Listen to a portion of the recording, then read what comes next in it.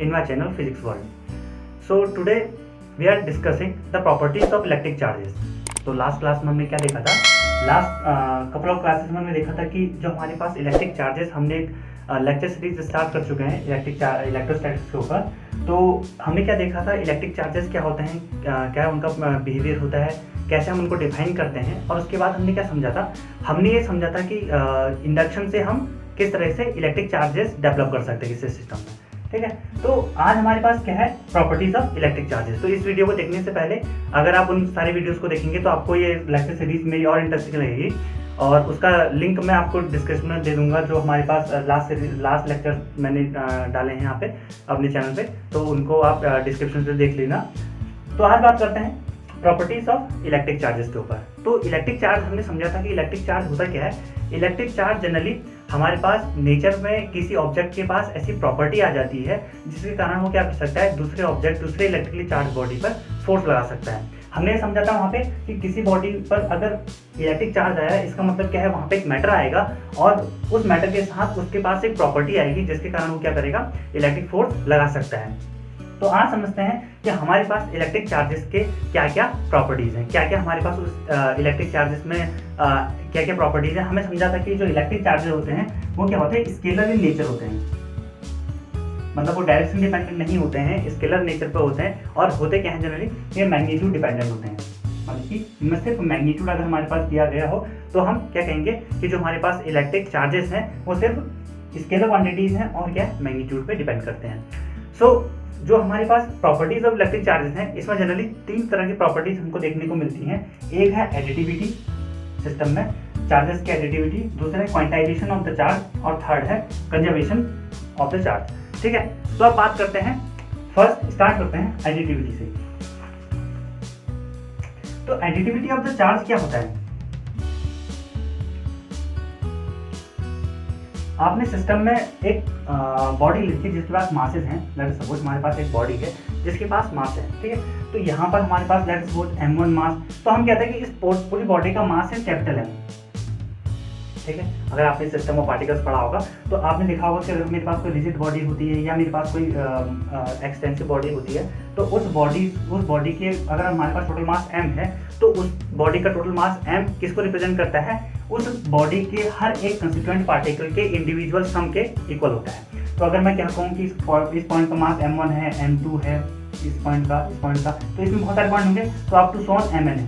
ठीक है, बहुत सारे पार्ट हैं और इससे आगे भी हैं। तो जो हमारे पास मास पार्टिकल्स होंगे, स्मॉल कंस्टिट्यूएंट होंगे हर एक पार्टिकल्स में, तो उसका इंडिविजुअल सम हो जाएगा। तो जो टोटल m की वैल्यू होगी वो होगी समेशन i इक्वल टू, हम लिखेंगे mi। तो इन हर एक पार्टिकल के इंडिविजुअल मास का सम क्या होगा हमारे पास, इस तरह से हम इसको बिहेवियर को शो करेंगे। तो जो हमने देखा था कि कोई भी अगर हमारे पास मास बॉडी होगी, मैसिव ऑब्जेक्ट होगा, उस मैसिव ऑब्जेक्ट में जो टोटल मास की वैल्यू होगी वो किस पर डिपेंड करेगी, उसके इंडिविजुअल मास पे डिपेंड करेगी। कि अगर यहाँ पर इंडिविजुअल मास का अगर हम टोटल सम कर दें तो हमें टोटल मास मिल जाएगा। अब वैसे ही समझते हैं कि हमारे पास इलेक्ट्रिक चार्जेस में भी वैसा ही होता है कि जो इलेक्ट्रिक चार्जेस, अगर मैं कह रहा हूँ कि मैं कोई इलेक्ट्रिकली चार्ज बॉडी लेकर के आया, लेट्स सपोज मेरे पास एक बॉडी है जो इलेक्ट्रिकली चार्ज है।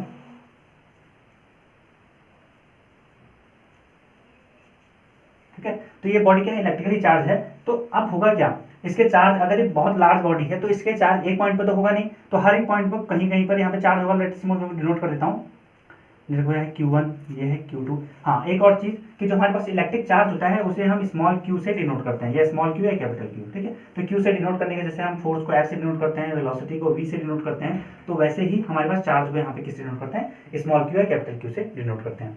अब बात करते हैं एडिटिविटी की। तो एडिटिविटी में हमने कहा था कि यहाँ पर एक पॉइंट Q1 है, ये Q2 है, ये Q3 है, ये Q4 है, अप टू सोन क्या है, ये Qn है। ठीक है, इतने मेरे चार्ज पार्टिकल्स इस बॉडी के अंदर हैं। तो एडिटिविटी ये कहती है कि जो हमारे पास टोटल चार्ज होगा किसी भी ऑब्जेक्ट का, अगर मैं कहूँ कि इसका टोटल चार्ज कैपिटल Q है, तो इसका टोटल चार्ज कैपिटल Q है, तो टोटल जो चार्ज होगा इसका वो किसके बराबर होगा, वो होगा हर एक चार्ज के इंडिविजुअल पार्टिकल के सम के बराबर। मतलब कि हर एक पार्टिकल जितना चार्ज अपने पास रखता है उसके टोटल सम के बराबर ये मेरे पास चार्ज निकल करके आएगा। तो कहने का मतलब क्या है कि इस पार्टिकल का कितना चार्ज है, Q1, फिर Q2, इन सब का क्या तो कर दूंगा, मैं सम कर दूंगा up to so n, Q1, Q2, Q3 up to so n, Qn। तो इस तरह से जो मेरे पास टोटल चार्ज होगा किसी भी एक्सटेंसिव बॉडी का या किसी भी लार्ज बॉडी का, तो उसका क्या होगा कि उसके इंडिविजुअल पार्टिकल में जितना चार्ज होगा उसका टोटल सम होगा। यही क्या कहता है, this is the additivity law of electric charges. अब मास चार्जेस के अंदर और इलेक्ट्रिक चार्जेस के अंदर थोड़ा सा डिफरेंस होता है। जैसे हमने मासेस में जोड़ा, हमने कहा कि मास भी एक सिमिलर प्रॉपर्टी दिखाता है किसकी तरह, कि जो टोटल सम होता है मासेस का वो किसके बराबर होता है, इंडिविजुअल पार्टिकल के सम के बराबर होता है। और जो मेरे पास चार्ज होता है वो किसके बराबर होता है, इंडिविजुअल चार्जेस के बराबर होता है। तो लेकिन अंदर क्या है, हमें पता है कि जो चार्जेस होते हैं जनरली वो पॉजिटिव भी हो सकते हैं, नेगेटिव भी हो सकते हैं और जीरो भी हो सकता है सिस्टम में। तो चार्जेस हमारे पास क्या हो सकता है, पॉजिटिव और नेगेटिव दो चार्ज होते हैं किसी सिस्टम पर, और जीरो भी न्यूट्रल चार्ज भी होता है। अगर हम एटम की बात करें तो इलेक्ट्रिकली न्यूट्रल होता है, उसमें चार्ज होता है लेकिन नेट चार्ज जीरो होता है। लेकिन हमारे पास मास हमेशा जो प्रॉपर्टी जो चेंज है हमारे पास मास से, वो क्या है कि मास क्या होता है, मास हमेशा पॉजिटिव रहता है किसी भी ऑब्जेक्ट का। अगर मैं मास की बात करूं तो हमेशा वो बढ़ेगा या पॉजिटिव रहेगा।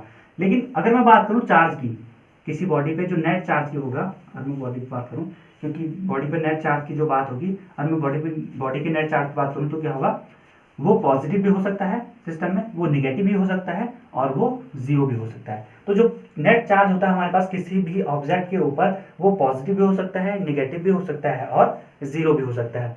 अब बात करते हैं कि अब ये इस तरह से कैसे हो सकता है। हमें पता है, अगर मैं यहाँ बात करूँ कि इस बॉडी के ऊपर एक जनरल एग्जाम्पल ले लेता हूँ, ठीक है। इस बॉडी के ऊपर लेट अस सपोज यहाँ पर +5Q चार्ज है, यहाँ पर -7Q चार्ज है, यहाँ पर -6Q चार्ज है और यहाँ पर +11Q चार्ज है, ठीक है। तो अगर मैं इस पॉइंट, हर एक पॉइंट की बात करूँ, लेट सपोज ये पॉइंट्स मेरे पास चार्ज, इसमें चार्जेस हैं, तो टोटल जो चार्जेस होंगे कैसे होगा, टोटल चार्जेस Q की जो बात करेंगे वो क्या होगा, +5Q +-7Q +-6Q और +11Q, ठीक है। इस तरह से अब इनको हम सम करेंगे तो क्या हो जाएगा, 16Q -13Q, ठीक है। और क्या हो जाएगा, 3Q। तो अभी हमने देखा था कि पूरी बॉडी के ऊपर जो चार्ज है वो इस तरह से, अब क्या हो गया, टोटल नेट चार्ज कितना आ गया, +3Q में आ गया, ठीक है। अगर यही चीज हम क्या करें, हमने दूसरी ऑब्जेक्ट लिया और दूसरे ऑब्जेक्ट में क्या था, यहाँ पर -5Q चार्ज था और यहाँ पर +5Q चार्ज था। तो टोटल सिस्टम का अगर हम चार्ज देखेंगे, नेट चार्ज देखेंगे तो क्या हो जाएगा, +5 -5 कितना हो जाएगा, 0। तो हमने क्या देखा, उसके पास इंडिविजुअल पार्टिकल के पास चार्जेस तो हैं, लेकिन जो नेट चार्ज है, नेट चार्ज की वैल्यू क्या होगी, 0 होगी। ये प्रॉपर्टी हमारे पास मास ऑब्जेक्ट के ऊपर नहीं होती है। जब भी हम मास ऑब्जेक्ट को देखते हैं तो मास ऑब्जेक्ट में हमेशा जो मासेस होते हैं वो क्या होते हैं, पॉजिटिव में दिखाते हैं, ठीक है। तो हमारे पास टोटल जो मास होगा वो पॉजिटिव आएगा, कभी नेगेटिव मास का कोई कॉन्सेप्ट नहीं है। तो हमारे पास क्या है, जो चार्ज होते हैं वो क्या होता है, प्लस जो नेट चार्ज हमारे पास कोई भी बॉडी होगा एडिटिव प्रॉपर्टी के अंदर, उसमें या तो प्लस चार्ज आ सकता है या माइनस चार्ज आ सकता है या 0 चार्ज आ सकता है। और ये किसको फॉलो करते हैं, अलजेब्रिक लॉज को फॉलो करते हैं, अलजेब्रिक लॉज को फॉलो करते हैं, ठीक है। अब हम बात करते हैं अलजेब्रिक लॉज। हमने कहा कि जैसे मैथमेटिक्स में हम सम करते हैं, नंबर्स का सम करते हैं, इंटीजर जो होता है हमारे पास प्लस भी हो सकता है, माइनस भी हो सकते हैं, 0 भी हो सकते हैं। तो इस तरह से हमारे पास चार्जेस भी क्या हो सकते हैं, ये 3 प्रॉपर्टीज होल्ड कर सकते हैं। तो टोटल सिस्टम का चार्ज प्लस होगा या टोटल सिस्टम का चार्ज माइनस या 0 हो सकता है। अब समझते हैं हमारी सेकंड प्रॉपर्टी, आई होप आपको समझ में आ चुका होगा। सेकंड प्रॉपर्टी हमारे पास क्वांटाइजेशन ऑफ इलेक्ट्रिकल चार्जेस। अब इसके बारे में बात करते हैं कि क्वांटाइजेशन ऑफ इलेक्ट्रिक चार्ज क्या होता है, ठीक। तो क्वांटाइजेशन, पहली चीज हमने समझ ली कि एडिटिविटी क्या होती है। अब समझते हैं क्वांटाइजेशन,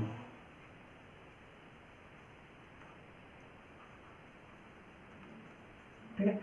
तो क्वांटाइजेशन ऑफ इलेक्ट्रिक चार्ज क्या होता है कि अगर हम बात करें किसी भी एलिमेंट्री चार्ज की, हम जानते हैं कि हमारे पास जो नेचर में जो चार्जेस होते हैं वो हमारे पास प्रोटॉन और इलेक्ट्रॉन कंटेन करते हैं, जो एलिमेंट्री बेसिक चार्ज हमारे पास है। इससे छोटे चार्ज हमारे पास नहीं है नेचर में। तो हम क्या देखते हैं कि जो एलिमेंट्री चार्ज हमारे पास है उसको हम डिनोट करते हैं स्मॉल ई से। वो किसका चार्ज होता है, एक प्रोटॉन का चार्ज होता है या एक इलेक्ट्रॉन का चार्ज होता है। उसमें बात करते हैं 1.6 × 10⁻⁻⁹ कूलम। अगर यहाँ पर प्रोटॉन हो तो प्लस, और प्लस चार्ज प्लस साइन में इतना मैग्नीट्यूड होगा, और अगर यहाँ पर इलेक्ट्रॉन हो तो माइनस साइन में इतना मैग्नीट्यूड होगा। तो हम जानते हैं कि एलिमेंट्री चार्ज जो बेसिक चार्ज हमारे पास होता है नेचर में वो इतना होता है, इससे छोटा चार्ज हमारे पास नेचर में नहीं है, ठीक है। तो अभी क्वांटाइजेशन का मतलब क्या है कि क्वांटाइजेशन ऑफ इलेक्ट्रिक चार्ज का मतलब हमारे पास क्या आता है।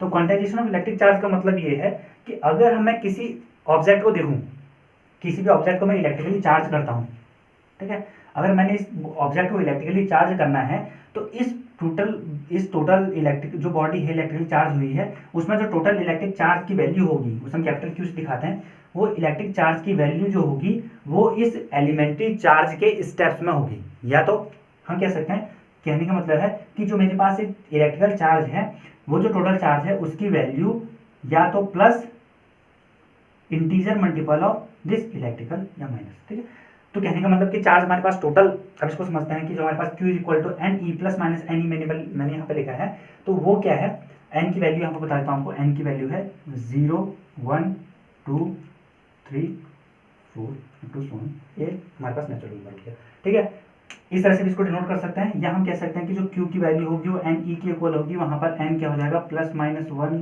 0 प्लस माइनस 2 प्लस माइनस 3, कहीं कहीं बुकों में आपको इस तरह से लिखा हुआ होगा, या इस तरह से हम इसको डिनोट करते हैं। तो Q is equal to plus minus N E से भी हम इसको डिनोट करते हैं। अब इसको समझते हैं कि ये जो प्रॉपर्टी मैंने यहाँ पे लिखी है क्वांटाइजेशन की, या आखिरकार होती क्या है। इसके लिए मैं आपको एक एग्जाम्पल देता हूँ। ठीक है, लेट सपोज आपको इस पॉइंट से इस पॉइंट तक पहुँचना है। ठीक है, आपको इस पॉइंट से इस पॉइंट तक पहुँचना है और बीच में क्या है, सीढ़ियाँ हैं। ठीक है, तो यहाँ से आप तक पहुँच गए। अब इन सीढ़ियों के थ्रू यहाँ कहाँ पहुँच गए, इस पॉइंट से ए पॉइंट से इस पॉइंट बी में पहुँच गए। ठीक है, अब आपने क्या किया, जब यहाँ पर चढ़ रहे थे तो आइदर आप पहली सीढ़ी में थे 1 2 3 4 5, आइदर आपने फर्स्ट स्टेप लिया था या सेकंड स्टेप लिया था। In between first and second आप कोई भी स्टेप चूज नहीं कर सकते हैं, या अब इन बिटवीन 2 एंड 3 3 एंड 4, मतलब कि या तो आप 1 चूज कर सकते हैं, स्टेप 2 चूज कर सकते हैं, 3 चूज कर सकते हैं, 4 चूज कर सकते हैं, 5 चूज कर सकते हैं। आप इनके बीच का कोई भी स्टेप चूज नहीं कर सकते।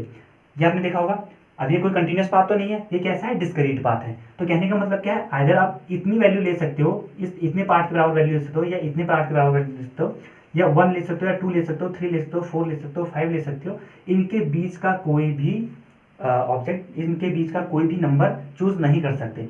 क्यों नहीं चूज कर सकते, क्योंकि यहाँ पर आप कहीं पर पैर रख नहीं पाओगे।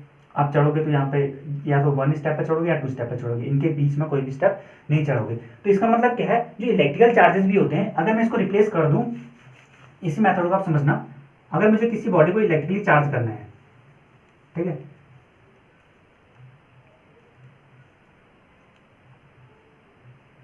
अगर मुझे किसी बॉडी को एन ई चार्ज देना है, ठीक है, तो मैंने क्या किया, उस बॉडी को यहाँ से स्टार्ट कर दिया।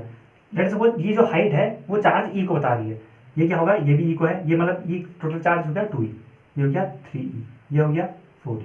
वैसे ये ग्राउंड से नीचे भी, अगर मैं इसको ग्राउंड मानूँ तो ग्राउंड से नीचे भी है, ठीक है, अंडरग्राउंड के लिए। तो इस तरह से यहाँ पर चार्जेस 0, इसके नीचे -e, फिर -2 -3। अब इसको देखोगे, अब ये चलते रहेगा तो हमारे क्या हो जाएगा, एन ई चार्ज हो जाएगा। ठीक है, और इधर चलते रहेगा तो कहीं पर आके ये -NE चार्ज शो कर देगा। अब यहाँ पर समझो कि यहाँ पर हमारे पास बेसिक क्वांटिटी क्या है, एक ई के बराबर चार्ज है। ठीक है, या तो मैं ई चार्ज एक्वायर कर सकता हूँ किसी बॉडी के ऊपर, या 2e चार्ज उसको दे सकता हूँ, या 3e चार्ज दे सकता हूँ। In between E and 2e हम हाफ इंटीजर में कोई भी इलेक्ट्रिकल चार्ज किसी सिस्टम को नहीं प्रोवाइड कर सकते, चाहे वो -हाफ इंटीग्रल हो या +हाफ इंटीग्रल हो। हम उसके टर्म्स में कोई भी इलेक्ट्रिकल चार्ज को नहीं दे सकते किसी सिस्टम को। या तो हम ई चार्ज देते हैं, 2e चार्ज देते हैं, 3e चार्ज दे सकते हैं, या 4e चार्ज देते हैं। तो हम क्या कहेंगे कि अगर हमारे पास टोटल सिस्टम में चार्ज क्या हो सकता है, या तो 0 हो सकता है, हमें बताया सिस्टम में चार्ज 0 हो सकता है, या उसको हम ई चार्ज दे सकते हैं, या 2e चार्ज दे सकते हैं, या 3e चार्ज देते हैं, या 4e, ई क्या है, एलिमेंट्री चार्ज। ठीक है, या हम उसको क्या कर सकते हैं, -e -2e -3e up to so on. ठीक है, इस तरह से अगर मैं इसको कंबाइंड फॉर्म में लिखूं तो क्यू को हम कितना चार्ज दे सकते हैं, या तो हम उसको 0 दे सकते हैं, या +-e दे सकते हैं, +-2e दे सकते हैं, या +-3e दे सकते हैं। या इसको मैं दे सकता हूँ, हम इसको कैसे चार्ज दे सकते हैं, +-NE चार्ज दे सकते हैं। जो टोटल सिस्टम हमारे पास होगा क्यू का, उसे हम कैसे चार्ज दे सकते हैं, +-NE चार्ज दे सकते हैं। तो ये जो हमारे पास क्वांटाइजेशन का रूल है, ये सिंपली डिस्क्रीट चार्जेस के बिहेवियर को शो करता है। हमें ये बताता है कि कोई भी हमारे पास ऑब्जेक्ट होगा, या हमारे पास कोई भी इलेक्ट्रिकली चार्ज बॉडी होगी, उसके पास जो इलेक्ट्रिकल चार्ज आएगा वो डिस्क्रीट वे में आएगा। ठीक है, तो उसके पास या तो एक ही चार्ज आएगा, किसी सिस्टम को अगर हमें बताया कि इतना चार्ज है, ठीक है, किसी सिस्टम को अगर मुझे E/2 चार्ज देना होगा तो हम उसको 8/2 चार्ज नहीं दे सकते। ठीक है, इसका सिंपली मतलब ये है। तो अगर हमें किसी बॉडी को इलेक्ट्रिकली चार्ज करना है, तो इलेक्ट्रिकली चार्ज करने के अंदर हमें क्या करना पड़ेगा, उस बॉडी को इंटीग्रल मल्टीपल ऑफ ई में ही चार्ज उसमें आता है। ठीक है। अगर हम उसकी कैलकुलेशन करेंगे तो उसमें हमें जो चार्ज मिलेगा वो Q equal to plus minus NE के टर्म्स में ही हमें चार्ज मिलेगा, ठीक है। तो इस तरह से हम क्वांटाइजेशन ऑफ इलेक्ट्रिक चार्ज को समझते हैं कि किस तरह से हमारे पास वर्क करता है। अब हम एग्जांपल करते हैं, जैसे हम क्या कहते हैं कि जो ये चार्ज आया किसी सिस्टम पे, ये किसके कौन से बिहेवियर को दिखा रहा है, ये डिस्क्रीट बिहेवियर को दिखा रहा है कि बॉडी पर अगर इलेक्ट्रिकल चार्ज आएगा तो किस तरह के बिहेवियर को दिखा रहा है, वो डिस्क्रीट चार्ज के बिहेवियर को दिखा रहा है। डिस्क्रीट चार्ज का बिहेवियर मतलब कि सिस्टम में हमारे पास चार्ज कंटिन्यूस फॉर्म में नहीं आ रहा, वो लम्स के फॉर्म में आ रहा है, वो पैकेट्स के फॉर्म में आ रहा है, जो जिनका जो स्मॉलेस्ट पैकेट है वो क्या है, ई के फॉर्म में है, ठीक है। अब बात करते हैं जो इलेक्ट्रिकल चार्ज होता है, लेकिन जनरली हम देखते हैं, लेट सपोज मैंने कहा कि मैंने सिल्क क्लॉथ को ग्लास रॉड से रब किया। जब हम सिल्क क्लॉथ को ग्लास रॉड से रब करते हैं तो दोनों इलेक्ट्रिकल चार्ज आते हैं। जब हम लेट सपोज मैंने कहा कि जो ग्लास रॉड है उसको रब करने पर जो चार्ज आया वो of the order of micro coulomb charge आया, 10⁻⁻⁶ कूलम्ब, इतना ऑर्डर का चार्ज है। अब इस फॉर्मूले से हम ये निकाल सकते हैं कि उसके अंदर कितने इलेक्ट्रॉन की जरूरत होगी। तो कितने इलेक्ट्रॉन की जरूरत होगी तो आप यहाँ से निकाल लो, Q इज इक्वल टू होता है NE। अगर हमारे पास चार्ज कितना है 10⁻⁻⁶ चार्ज है और हमारे पास n की वैल्यू में फाइंड करनी है और E क्या है 1.6 × 10⁻⁻19 कूलम्ब, ठीक है, ये कूलम्ब है, ठीक। तो n इक्वल टू हमारे पास हो जाएगा 10⁻⁻6 डिवाइडेड बाई 1.6 × 10⁻⁻19 कूलम्ब। तो कूलम्ब है, ये कैंसिल हो जाएगा। तो हमारे पास ये जो n है इसकी कोई अपनी एक यूनिट नहीं है, नंबर ऑफ इलेक्ट्रॉन्स को बता दें सिस्टम में कि कौन कितना चार्ज आया होगा, कितने नंबर ऑफ इलेक्ट्रॉन्स आए होंगे।